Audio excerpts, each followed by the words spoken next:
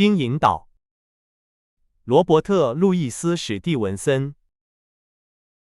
第30章。以名譽擔保。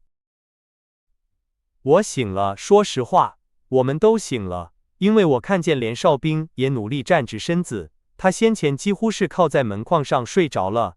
一個清晰而親切的聲音從森林邊緣傳來，呼喚着我們。碉堡裡的人，他喊道：“我是醫生。”真的是醫生。雖然聽到他的聲音，我很高興，但我的喜悅中夾雜着其他情緒。我不安地想起了自己不服從命令和偷偷摸摸的行為，看到自己陷入了什麼樣的困境，和什麼樣的人在一起，以及周圍的危險，我感到非常羞愧，不敢面對他。他肯定是在半夜就起來了，因為天剛蒙蒙亮。當我跑到槍眼向外望去時，看見他站在那裡，像先前看見常約翰·希爾弗一樣，半條腿陷在清晨低低的薄霧。啊，是您，醫生，早上好，常約翰·希爾弗喊道。他立刻完全清醒過來，並且顯得非常友善。這可真是早起啊，先生。俗話說，早起的鳥兒有蟲吃，不是嗎？喬治，我的朋友，動一動，幫醫生上船。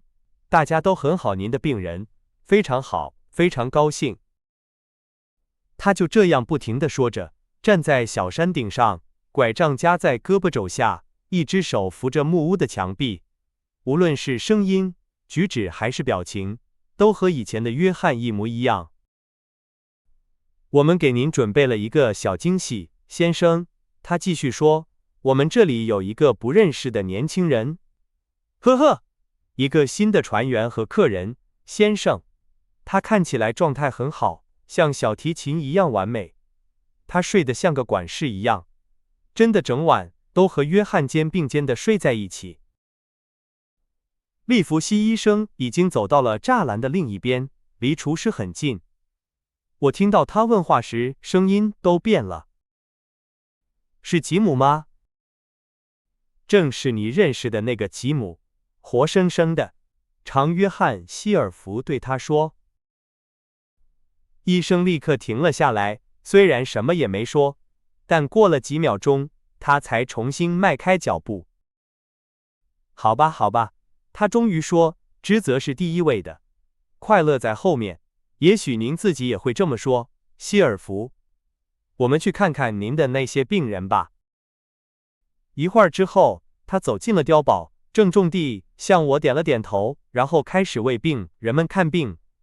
他似乎沒有任何顧慮，雖然他肯定知道自己的生命在這群背信棄義的惡棍中間岌岌可危。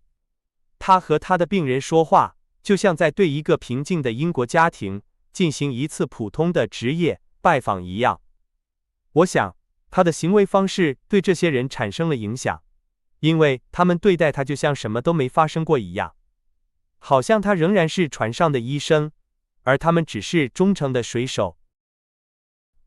您正在好轉，我的朋友，他對那個頭部纏着繃帶的人說，如果有人能僥倖逃生，那個人就是您。您的頭一定很硬，好吧，喬治，怎麼樣？氣色不錯，真的。天哪，夥計，您的肝臟呢？您吃藥了嗎？你們吃藥了嗎，夥計們？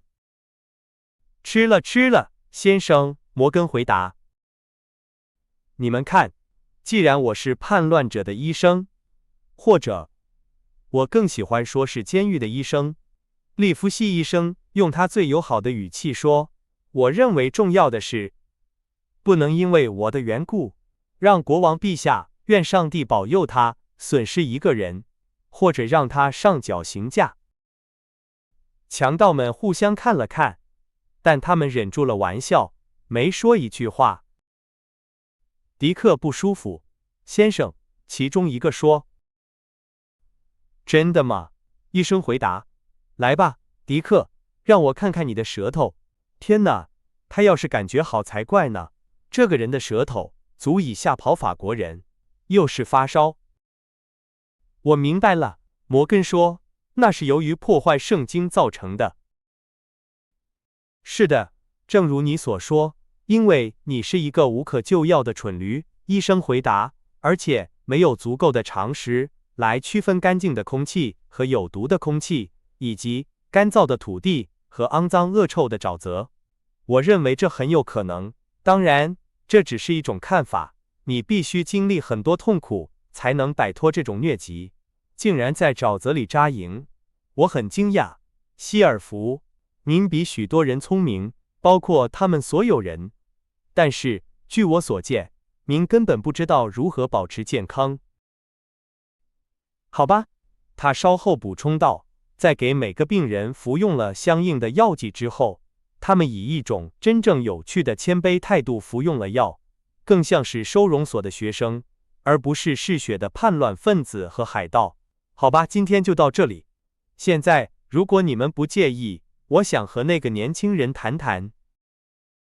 他用頭指向我，好像這件事不重要似的。喬治·梅里站在門口，吐着口水，被一些難吃的藥嗆住了。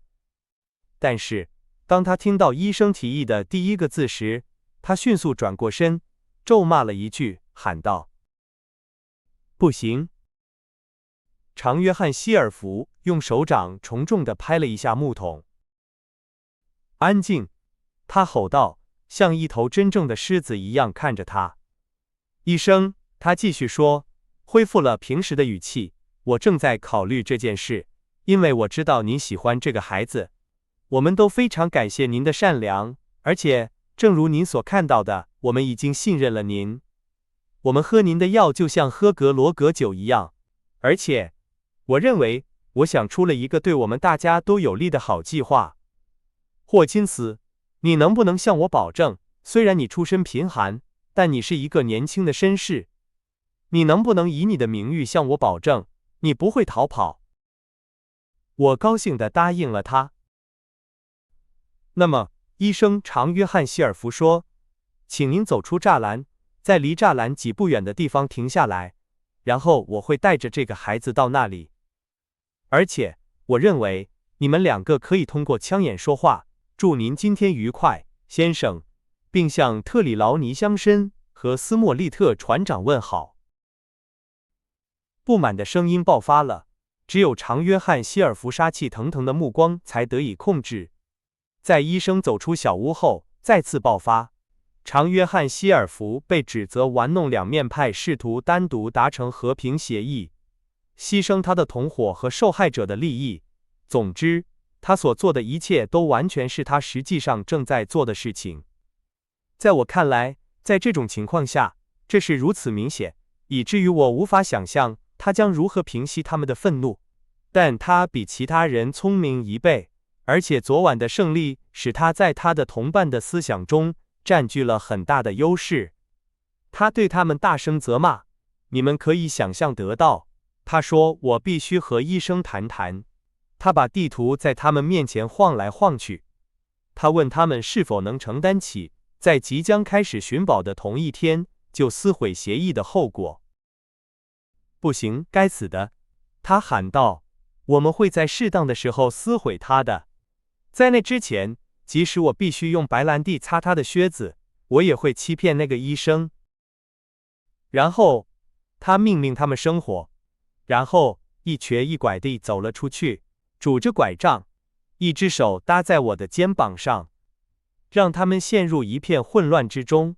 他們是被他的口才所壓制的，而不是被他說服的。慢點，孩子，慢點，他說，如果他們看到我們有任何着急的樣子，他們可能會撲上來。因此，我們小心翼翼地穿過沙地，走向醫生在柵欄另一邊等待我們的地方。當我們走得足夠近，他能聽到我們說話時，長約翰·希爾弗停了下來。請您也記住這一點，醫生，他說，這個孩子會告訴您我是如何救了他的命的，以及為此我失去了船長的位置。您可以肯定這一點，醫生。當一個人像我一樣冒險時，先生，您肯定不會覺得給他一句好話太過分了，對吧，先生？請不要忘記，現在不僅是我的生命，而且這個孩子的生命也危在旦夕。您會公正地對待我，醫生，給我一些希望，我懇求您。常約翰·希爾弗是另一個人，現在他站在那裡，背對着他在碉堡裡的同夥，他的臉頰好像都凹陷下去了，他的聲音在顫抖。從來沒有人用如此真誠的態度說話。怎麼，約翰，您不會害怕吧？利弗西醫生問道。我不是懦夫，醫生，真的不是，沒那麼懦弱。他說，彈了一下手指。如果我是，我就不會說了，但我會告訴您實話。一想到絞刑架，我就害怕。您是一個善良而真誠的人，我從來沒有見過您更好。而且，您不會忘記我表現得很好，即使您記得我也做過壞事。所以我要離開了。您看，我讓您和吉姆單獨相處，並且也請記住這一點，因為我做的並不少。說完，他向後退了幾步，直到我們的聲音無法觸及他。然後他坐在一個樹樁上開始吹口哨，不時地轉過身來，以便更好地看到我。有時是醫生，有時是他的那些不聽話的流氓。他們在院子裡來回走動，從他們忙着重新點燃的篝火旁，以及從木屋裡，他們拿出豬肉和麵包來準備早餐。這麼說，吉姆，醫生悲傷地說，你在這裡，孩子，你種了什麼，就得收穫什麼。老天知道我無法因此而責備你，但我會告訴你這一點，不管你喜不喜歡。當斯莫利特船長身體健康時，你不敢逃跑，但是一旦他身體不適，因此無法阻止你。看在聖喬治的份上，這是一種可怕的懦弱。我承認，在那一刻我哭了起來。醫生，我說，不要再責備我了，我已經責備自己夠多了。我的生命無論如何都處於危險之中。事實上，如果不是常約翰·希爾弗的干預，我已經死了。相信我，醫生，我能夠面對死亡，而且我敢說我罪有應得，但我害怕酷刑。如果他們要折磨我……吉姆，醫生打斷了我，他的聲音變了。吉姆，我無法忍受，我們快點逃走吧。醫生，我說，我已經答應過他了。我知道，我知道，醫生喊道，我們無能為力，吉姆，我會把責任和恥辱都承擔下來，孩子，但我不能讓你留在這裡。跳，一跳你就自由了，我們會像羚羊一樣奔跑以尋求拯救。不，我回答，您很清楚您自己不會那樣做，您、鄉绅和船長都不會那樣做，我也不會那樣做。希爾弗信任我，我答應了他，我必須回去。但是你沒有讓我說完，醫生。如果他們要折磨我，我可能會說出關於船只下落的話，因為是我，部分是由於運氣，部分是由於我冒的風險，把它帶到了北灣，就在南海灘，比高潮線低一點的地方。當潮水漲到一半時，伊斯帕尼奧拉號就會漂浮起來。船，醫生喊道。我迅速地講述了我的冒險經歷，他一言不發地聽着。這一切都有些命中注定，他在我講完後評論道，總是你拯救了我們的生命，您認為我們會允許您失去生命嗎？這將是一種糟糕的回報，孩子。你發現了陰謀，你找到了本干，這是你做過的最好的事情，即使你活到90歲。看在朱庇特的份上，說到本干，他簡直就是魔鬼本人。希爾弗，他喊道，希爾弗，我要給您一個建議。他繼續說，當廚師向我們走來時，不要急於尋找寶藏。您看，先生，我盡力而為，但這還不夠。常約翰·希爾弗說，只有尋找寶藏，如果我可以這麼說的話，我才能拯救我和這個孩子的生命。您可以肯定這一點。好吧，謝爾福，醫生回答，如果是這樣，我會告訴您更多。當您找到他時，要小心風暴。先生，長約翰·希爾福說，我對您直言不諱，這太多了，也太少了。您在尋找什麼？您為什麼離開碉堡？您給我地圖的原因？所有這些，我都不知道，不是嗎？但是，我已經按照您的指示做了，而且是盲目的做的，沒有收到一句充滿希望的話。但是不，這太過分了。如果您不想清楚地告訴我這意味着什麼，那就說出來，然後我就放棄掌舵。不，醫生若有所思地說，我沒有權利告訴您更多，這不是我自己的秘密，您明白嗎，希爾福？如果是，我保證會告訴您，但我會盡可能地走下去，甚至再走一點，因為我擔心船長會責備我，而且我認為我沒有錯。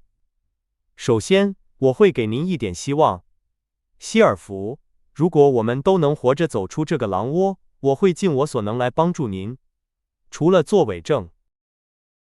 長約翰·希爾福的臉上充滿了喜悅。您不可能再多告訴我了，先生，我確信，即使您是我的親生母親。好吧，這是我的第一個讓步，醫生補充道。第二個是建議，讓這個孩子不要離開您的身邊，當您需要幫助時，請尋求幫助。我會負責提供幫助，這會向您證明我是否只是說說而已。再見，吉姆。